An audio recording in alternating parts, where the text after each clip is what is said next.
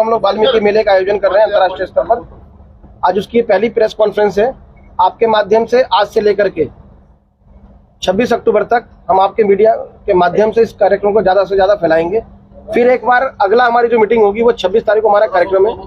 हम सभी मीडिया कर्मियों को पहली बार वाल्मीकि मेला रत्न से यहाँ सम्मानित करने जा रहे हैं, वाल्मीकि सम्मान से, और बहुत सारे मीडिया और प्रिंट कर्मी उस दिन रहेंगे। हमारी ये मीटिंग 26 तारीख को होगी और मैं ये मंच, ये प्रेस कॉन्फ्रेंस कर्मा जी को दे रहा हूँ। एक एक करके प्रश्न पूछे और कर्मा जी जवाब देते रहेंगे, आप उसे आपका रिकॉर्ड होता रहेगा। बाकी प्रेस भी हम लोग देंगे, आप हिसाब से स्टार्ट कीजिए। मेले की क्या क्या उपलब्धियां हैं सर?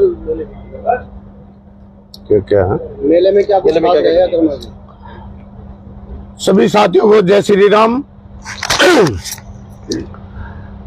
यह मेला भगवान वाल्मीकि मेला, जो कि श्री रामलीला कमेटी के मंच पर हर साल की भांति इस बार भी मनाया जा रहा है। तो इसमें सामाजिक समरसता के उपलक्ष्य में यह मेला मनाया जा रहा है।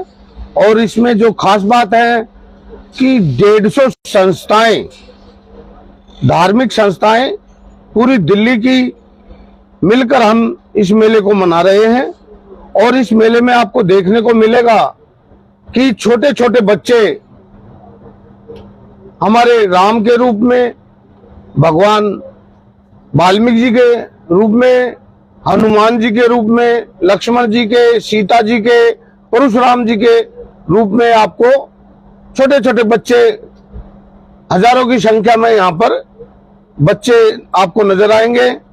तो यह पूरी दिल्ली में एक ऐसी पहल है कि आपको कहीं भी ऐसी रामलीला के मंचन पर, जहां पर भगवान वाल्मीकि मेला मनाया जा रहा हो, या ऐसे ऐसे छोटे छोटे पात्र जो पूरी रामलीला के रूप में नजर आएंगे।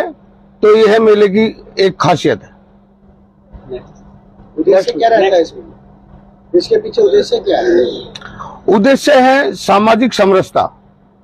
जो वाल्मीकि समाज अपने आप को कुछ पीछे पंक्ति में समझता था, तो उसमें वाल्मीकि समाज के जो लोग हैं, जो कि अपने आप को ये समझते थे कि हमें मान और सम्मान में थोड़ी कमी नजर आती है, तो इस मेले को, यह मेला संदेश देगा कि सर्व समाज मिलकर इस मेले को, सभी संस्थाओं के माध्यम से मेला मनाया जा रहा है।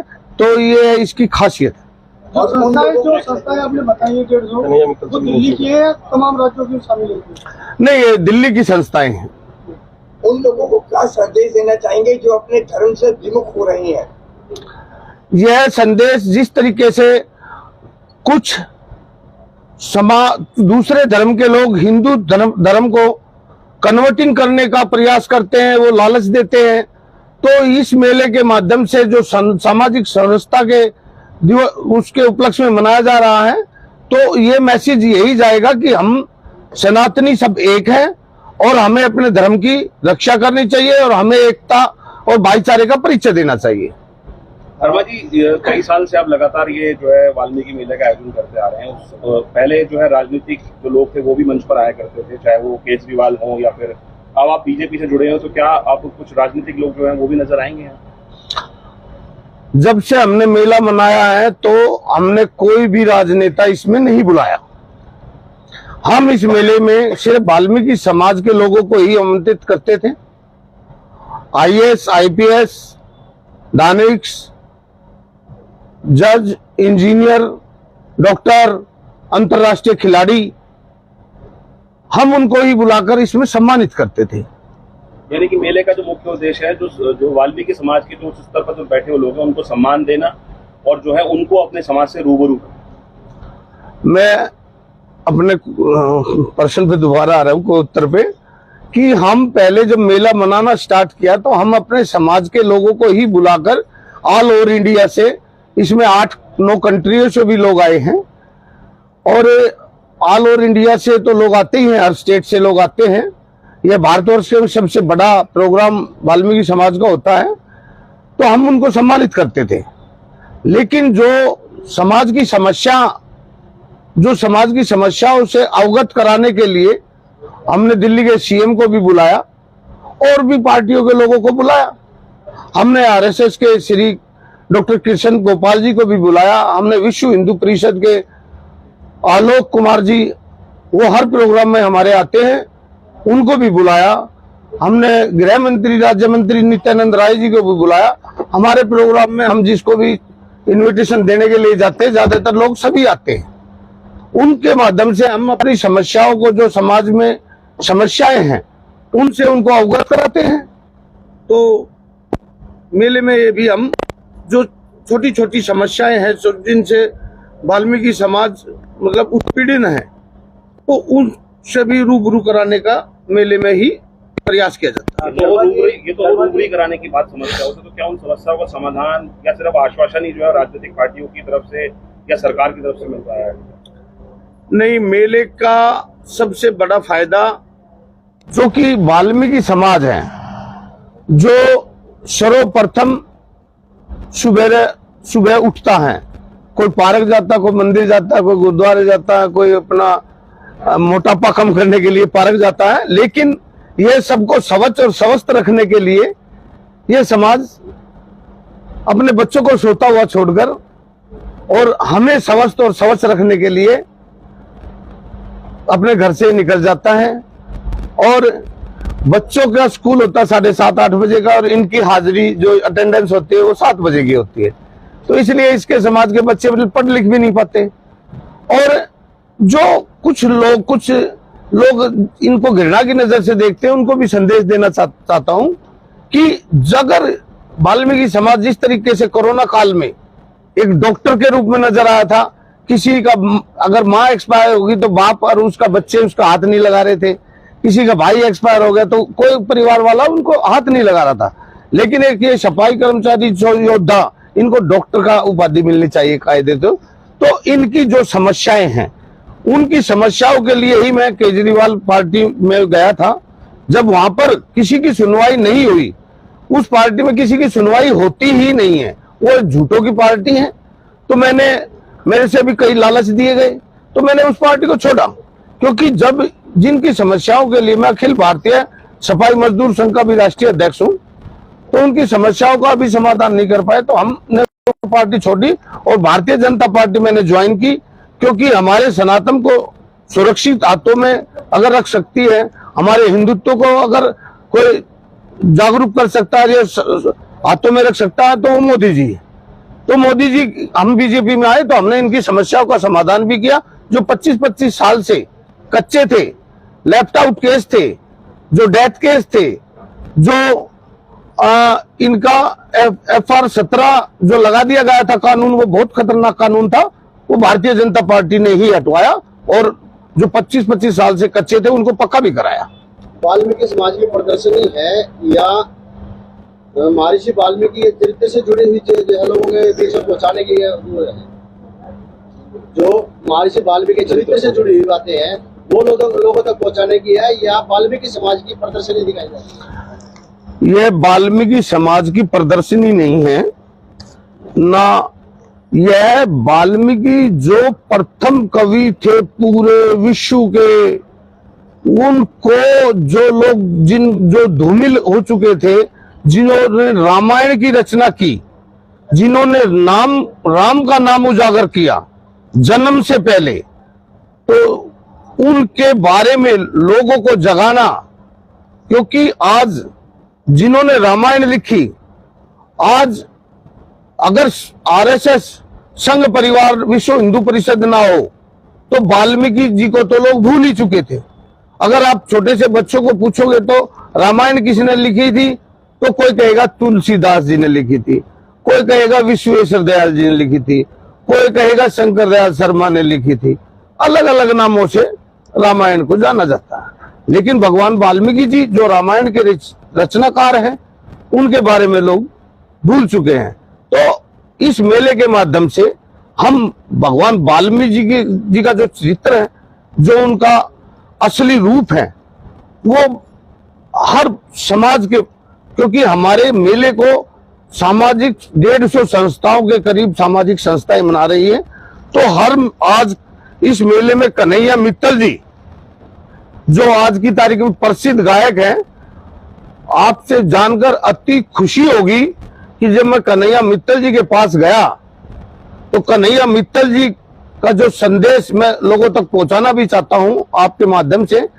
कन्हैया मित्तल जी एकदम से खड़े होकर हाथ जोड़कर बोले कि भगवान वाल्मीकि जी के बारे में मेरे को 2 शब्द बोलने का मौका मिलेगा, इससे बड़ा मेरा सौभाग्य क्या है।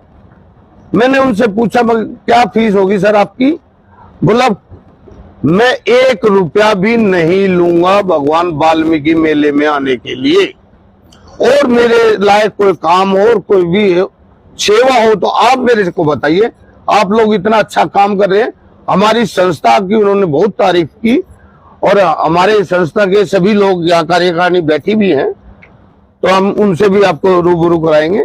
क्या मेले में इस बार भगवान वाल्मीकि के चरित्रों का चित्रण भी किया जाएगा? जैसे दशहरे के पहले रामचरितमानस का पूरी तरह से चित्रण हुआ है, आप लोग ये भी करने वाले हैं ऐसा कुछ? हम मेले में जो हमारे सिंगर होते हैं तो वो लव कुश के भी बारे में बताते हैं, क्योंकि समय का अभाव देखते हुए, क्योंकि 1 दिन का प्रोग्राम होता है, रामायण होती है 10 दिन की, तो 1 दिन के प्रोग्राम में हमने बच्चों को भी सम्मानित करना होता है। जो स्टूडेंट्स अच्छे नंबरों से पास होते हैं, लड़के हो लड़कियां हो, हम उनको भी सम्मानित करते हैं। जिन्होंने जिस क्षेत्र में अच्छा कार्य किया हो, कोई एनजीओ हो, हम उनको भी सम्मानित करते हैं। तो सामाजिक समरसता नाम दिया है इसका, आपने सिर्फ एक समाज की बात की है, समरसता किससे करने वाले हैं आप? हम सामाजिक समरसता आज जिस तरीके से आप सोशल मीडिया आज एक बहुत बड़ा प्लेटफॉर्म है, आप देखते होंगे हमारे लोग YouTube खोलते हैं, फेसबुक चलाते हैं, तो अलग अलग जातियों को, जैसे पहले रजवाड़े थे तो रजवाड़ों का अंग्रेजों ने फायदा उठाया और अलग अलग राजा से फूट डालकर हमारे देश पे उन्होंने राज किया। ऐसे ही अब हमारे सनातन धर्म में भी ऐसे ही जातियों में लोग बंटना स्टार्ट हो चुके। कोई अलग अलग जाति के नाम से जाना जाता है, तो वो अपना कोई कारों का काफिला दिखा रहा है, कोई ये कहता है हम ये हैं हम वो हैं। मैं किसी का नाम नहीं ले रहा चाहता, लेकिन अगर हम जातियों में बट गए तो सनातन धर्म का रहेगा।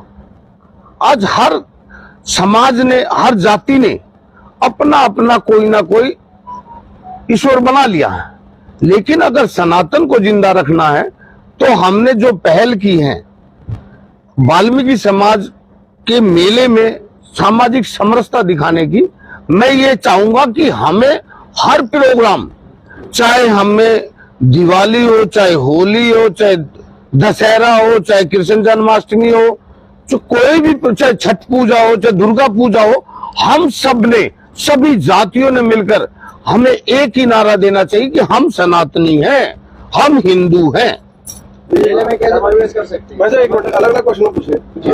मैं ये जानना चाहूंगा, आजादी का अमृत उत्सव मनाया जा रहा है एक तरफ, और दूसरी तरफ वो वर्ग भी हैं जो कहीं कहीं अभी भी चंद्रयान 3 के सफल लॉन्चिंग के बाद भी हम अछूत मानते हैं, समाज से कटा हुआ वो वर्ग अभी भी है।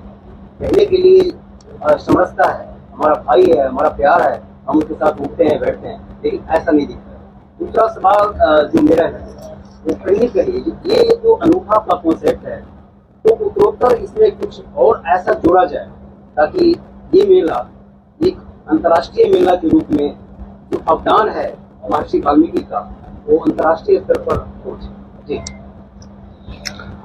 मैं फिर आपसे दोबारा पुनः बताना चाहूंगा कि मेले का उद्देश्य यही था कि जो हमारे कुछ दलित समाज के लोग अपने आप में, जो दूसरे धर्म वाले उनको कहते हैं कि तुम्हें हिंदू समाज में या सनातन धर्म में इज्जत नहीं मिलती, तुम्हारा कोई मान सम्मान नहीं करता, तो उन सब का मुंह बंद करने के लिए हमने सामाजिक समरसता के उपलक्ष्य में ये मेला रखा है। क्योंकि कुछ हम इस सनातन धर्म ने कभी किसी का धर्म परिवर्तन कराया हुआ देखा है? किसी ने नहीं कराया। हम हिंदू हैं। मैं ये पूछना चाहता हूं उन सभी धर्मों के गुरुओं से या उन समाज के लोगों से जो अलग अलग धर्म में बटे हुए हैं, जब हम फ्लाइट में बैठते हैं और किसी भी देश में जाते हैं, हम फ्लाइट में बैठते किसी भी देश में जाते हैं, तो वो दूसरे देश वाले हमारे से पूछते हैं कि आप कौन हैं? तो आई एम इंडियन। अब तो भारत हो गया। लेकिन जब हम उसी फ्लाइट में 2-4 दिन घूमने के बाद जब इंडिया की तरफ फ्लाइट का रुख होता है, तो सीट पे 6 सेकंड भी ज्यादा समय है। साथ वाले से पूछा जाता है आप कहां से हो? अब मैं हूं दिल्ली से। अच्छा, क्या नाम है आपका? क्या करते हो? आप कौन से समाज से हो? मैं ये पूछना चाहता हूं कि विदेश में ये जाकर नहीं कहता कोई कि मैं ब्राह्मण हूं, मैं वाल्मीकि हूं, मैं गुर्जर हूं, मैं मित्तल हूं, मैं अलग अलग जाति का नाम क्यों नहीं लेते? तो ये संदेश हमें पूरे हिंदू समाज में, पूरे सनातन वालों से, सनातनी धर्म में ये मैसेज देना चाहिए कि हम सर्वप्रथम भारतीय हैं और हम हिंदू हैं। अपनी जाति कभी किसी से नहीं बतानी चाहिए, तो सामाजिक समरसता अपने आप आएगी, भेदभाव जातिवाद खत्म होगी, और यही हमारा प्रयास है। लेकिन इस दौरान जब सामने वाले को पता चलता है कि ये दलित है, तो उसका व्यवहार चेंज हो जाता है। चाहे आप 10 साल से उसके साथ संपर्क में है, लेकिन जब उसे 10 साल बाद पता चलता है तो उसका व्यवहार ऑटोमेटिकली चेंज हो जाता है। ऑटोमेटिकली चेंज होता है। ये परंपरा आज से नहीं, सदियों से चली आ रही है। इसी को लेकर मैं पूछ रहा हूँ कि ये दूरियां खत्म जब होगी ना, जब हम एक दूसरे से भेदभाव खत्म करेंगे। जैसे हमने पहल की है कि हम एक समाज से जुड़े हुए थे, एक समाज के ही लोगों को बुलाते थे, तो हमें अपने प्रोग्रामों में सबको बुलाना चाहिए, सर्व समाज को बुलाना चाहिए। अगर वो आके देखेंगे उनका मान और सम्मान, वो हमें बुलाए, वो हम उनके प्रोग्राम में जाए, तो मान सम्मान एक दूसरे का करेंगे, तो धीरे धीरे, क्योंकि 1 मिनट में ये अगर हम जातियां खत्म करने, वो कहते हैं ना जाति हिंदुस्तान से कभी नहीं जाती, तो ये प्रयास हम धीरे धीरे सर्व समाज, अगर हर धर्म के लोग, हर जाति के लोग ये सामाजिक समरसता का भाव दिखाएंगे, तो धीरे धीरे आप देखेंगे कि जब से ये हमारा देश आजाद हुआ है, पहले की सरकारों ने क्या किया, और जब से हमारे मोदी जी आए हैं, तो हमारे देश का मान और सम्मान भी बढ़ा है। आज 370-35 से हटाई मोदी जी ने। आज भारतवर्ष के प्रधानमंत्री कहीं पिछली पंक्ति में खड़े नजर आते थे। आज G20 कराया। कभी ऐसा होता था कि भारत की कुर्सी ही लग जाए G20 में, लेकिन आज जैसे जैसे देश तरक्की करेगा, तो हर देश में, अगर हम विदेशों में देखेंगे, तो वहां पर जातिवाद क्यों नहीं है? क्योंकि वहां एक सफाई कर्मचारी को भी इंजीनियर का दर्जा दिया जाता है। तो जब हम अपना भेदभाव खत्म करेंगे, एक ऊपर वाले ने बहुत अच्छा काम किया, सृष्टिकर्ता ब्रह्मा भगवान ने, विष्णु भगवान ने एक काम बहुत अच्छा किया है, लेकिन उसको समझने की जरूरत है। क्या चाहे कोई मेहनत हो, चाहे कोई आचार्य हो, चाहे कोई पैसे वाला हो, चाहे कोई गरीब हो, लेकिन अपना पैखाना खुद अपने आप ही धोना पड़ता है। तो फिर भेदभाव किस बात का? धन्यवाद जी। ऐसे वक्त में जब आप सामाजिक समरसता का काम कर रहे हैं, वाल्मीकि मेला लगा रहे हैं, इतना प्रासंगिक है कि देश में जातीय जनगणना की जाने की मांग की जा रही है। देश एक तरफ जातीयता खत्म करने की बात आप कर रहे हैं, दूसरी तरफ जातीय जनगणनाओं की बात कर रहे हैं लोग। ऐसे वक्त में आप कितने प्रासंगिक हैं और कितना फिट बैठते हैं? ये जितने भी राजनीतिक लोग हैं, ये अपनी रोटियां सेकने के लिए ही ये समरसता लाना नहीं चाहते। आज मैं पूछना चाहता हूं कि सनातन धर्म किसी के धर्म की बुराई नहीं करता, लेकिन राजनीति की रोटियां सेकने वाले लोग कितना गलत बोलते हैं। तो ये जब तक राजनीति के लोग जिस तरीके से हमारी जनता को, क्योंकि भारत की जनता एक भावुक जनता है, वो बहकाव में जल्दी आ जाती है, वो दूसरे के देखती है कि यार इसका दर्द एक सनातनी पे देख नहीं सकता किसी का दर्द। तो क्या है कि ये जो जनगणना का ये हर इलेक्शन में कोई ना कोई स्वरूपा छोड़ा जाता है, लेकिन मोदी जी ने जो कहा, आज घर घर टॉयलेट बनवाने का काम मोदी जी ने किया है। नहीं तो हमारी माताएं बहनें अंधेरे में सोच जाती थी, अंधेरा होने तक का इंतजार करती थी, चाहे उसका पेट में दर्द हो, चाहे कितनी परेशानी हो, लेकिन या वो रात को जा सकती थी या सुबह जल्दी जा सकती थी। तो ये जातीय जनगणना का जो कार्य है, ये कुछ राजनीति पार्टियां जो अपने जनता को बहकाने के चक्कर में जो जातियां खत्म नहीं करना चाहती, उन पार्टियों को यह एजेंडा की जातीय जनगणना होनी चाहिए। कर्मा जी, एक हमारे दिल्ली एनसीआर की तमाम मीडिया आपसे अभी मेला कमेटी से एक सेकंड जो इनके लिए आप लोगों के लिए तो इतना महत्वपूर्ण आपने नारद परिवार को बुलाया है, कौन सा ऐसा संदेश जो कर्मा जी को, भरत झा जी जैसे और तमाम जो देख पा रहा हूँ महर्षि भक्त, उनके विचारों के वक्त वो से ऐसे माइंड है जो उनको बताना चाहे कि उनके विचार ऐसे तो पूरा उनका जीवन, उनका चरित्र, उनका भाव्य सब कुछ समांग में है, लेकिन कुछ ऐसी लाइन जो हम लोगों को बताएं, जो हम लोग हर अपने न्यूज में रोज चलाएं। कर्मा जी ने उनके जीवन चरित्र का कुछ अंश, कुछ पहलू, कुछ ऐसा कुछ हुआ जी। पहले मैं बताऊँ, कर्मा जी बोले, कर्मा जी ने गाना बनाया है, गाया भी इसमें, वो देंगे, वही वीडियो में डालिएगा। बोलिए कर्मा जी। वो कहते हैं, सृष्टिकर्ता वाल्मीकि जी तेरे खेल निराले, रामायण लिखने वाले। सृष्टि करता वाल्मीकि जी तेरे खेल निराले, रामायण लिखने वाले, रामायण लिखने वाले। आप न होते प्रभु नाम न होता श्री राम का, आप न होते प्रभु नाम न होता श्री राम का। दुनिया में कैसे डंका, दुनिया में कैसे डंका बजता अयोध्या धाम का। जन्म से